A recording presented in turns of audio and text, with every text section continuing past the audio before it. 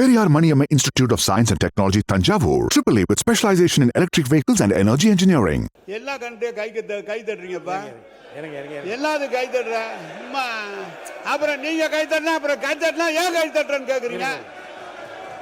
நாங்களும் கை தட்டுவோம்ல. மாண்புமிகு பேரவைத் தலைவர் அவர்களே, முழுமையாக உறுப்பினர் கே நேரு அவர்கள், உறுப்பினர் கே நேரு அவர்கள், நீங்க பேசுங்க. எனவே மாண்புமிகு பேரவைத் தலைவர் அவர்களே, மாண்புமிகு அமைச்சர் ஒரு நீண்ட சொற்பொழிவை ஆற்றிவிட்டு அமர்ந்திருக்கிறார். சிஏஜியில் ஒரு 65%, 6%, 7% ஒதுக்கப்பட்ட பணம் செலவு பண்ணாமல் இருக்கிறது என்று சிஏஜி அறிக்கையை காட்டுகிறார். எந்த அரசாங்கம் இருந்தாலும் நிதி எந்த துறையாக இருந்தாலும் கொஞ்சம் எல்லா கண்ட்ரியும் கை தட்டுறீங்கப்பா. எல்லாரும் கை தட்டுற அம்மா. அப்புறம் நீங்க கை தட்டினா அப்புறம் கை தட்டினா ஏன் கை தட்டுறேன்னு கேக்குறீங்க. நாங்களும் கை தட்டுவோம்ல. கொஞ்சம் அமைதியா இருங்க. அமைதி. எந்த துறையில் இருந்தாலும், எந்த அரசாங்கம் வந்தாலும், எந்த துறையில் இருந்தாலும் நிதி ஒதுக்குறோம்.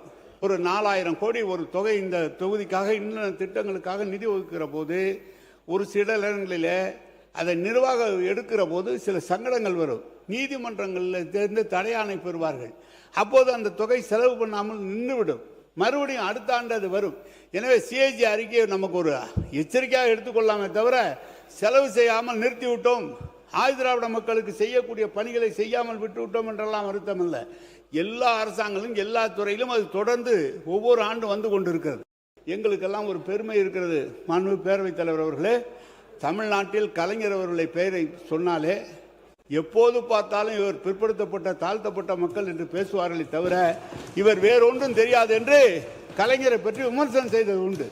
அந்த அளவுக்கு ஆதிதிராவிட மக்களுக்கும் பிற்படுத்தப்பட்ட மக்களுக்குமாக அந்த நல்ல காரியங்களை செய்து திராவிட முன்னேற்ற கழகம் இந்த துறையை பிற்பட்டோர் நலத்துறை என்று ஒன்றை உருவாக்கியதே கலைஞர் அவர்கள் தான்.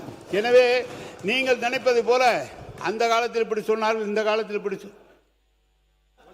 அடுத்தது கோவி செல்வன் சாரை பேச வைக்க, நீங்க பேசுங்க.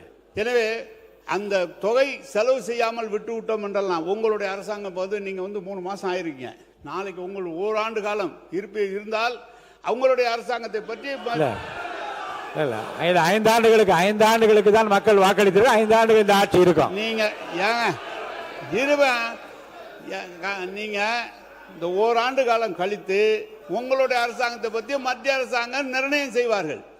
அப்போது எந்தெந்த பணம் செலவு செய்யப்பட்டிருக்கிறது, எது செலவு செய்யப்பட்டதுன்னு சொல்வார்கள்.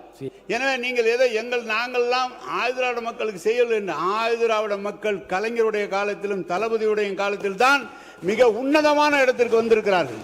எனவே தொடர்ந்து 8 அமைச்சர்கள் சொன்னார்கள். நமது தளபதி அவருடைய 5 அமைச்சர்கள் பெரிய துறை உயர்கல்வித்துறையை இன்றைக்கு தந்தார்கள்.